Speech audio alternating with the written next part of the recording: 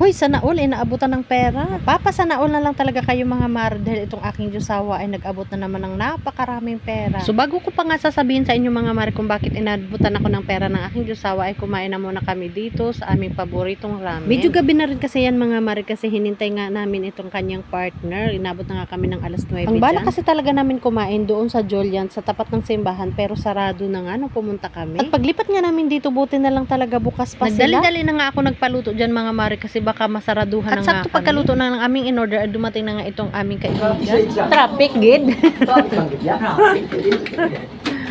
Sakto lang din naman yung ano. Tingin ko dito, pre. Oh, punta na, wala lang last na tayong customer. At sa punto nga niya, 9:30 na kaya gutom na nga kami dahil hindi pa nga kami nagmerienda niya. Buti na lang talaga medyo malaki-laki nga yung kinita nila kaya hayan, kumain rin kami ng medyo masarap-sarap rin naman na pagkain. At itong ramen nga mga mare ay 2 order nga lang yung in-order ko pero pinadivide ko nga sa 4 dahil 4 nga kami. Puno sa unahan? Oo, sarap. Ibago.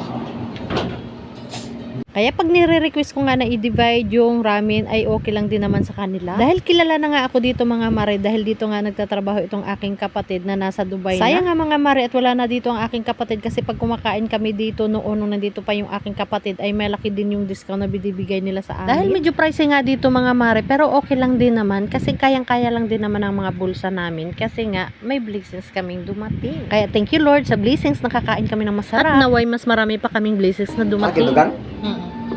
Sila pare. Ayan. May ganito rin sila? Kutsara. May kutsara. Ano sila? At ito na nga, pagkatapos nga namin kumain ay nagbilangan na nga sila ng kanilang mga komisyon. Nakakomisyon po sila dahil nakabenta po sila ng 2 sasakyan sa isang araw lang. Siyempre sa mga nakakilala nga sa amin mga mare ay kilala na rin naman nila yan. Silang 2 na partner talaga yan sila sa negosyo nila. Kaya pag may mga blessings nga mga mare ay lagi nga silang naghahating kapatid. Parang ganun. Medyo nagkalituhan pa nga sila ng bilangan dyan mga mare kasi medyo malaki-laki yung pera na binilang nila. Sana all. Tapos medyo nagkalito-lito pa nga yan sila pagbilang mga mare kasi nakalimutan nila na nagbayad sila sa aming kinain. May mga butal kasi yan yung sukli ng aming kinain mga mare kaya hayan medyo nagkalito-lito na talaga silang 2. At nakailang ulit pa nga sila ng bilangan dyan mga mare. Hay nako Diyos ko Lord. Okay lang yan, laban lang yan. Okay lang yan magkalito-lito mo din ha. Oy basta kwarta inyo hang ginalito-lituhan nga bilangon o diba? Lipay kayo ang asawa jay. Kinsa man gud dili malipay ana nga tagaan pag yun taog balato sa atong kumpari o diba tus gidugangan pag gud niya.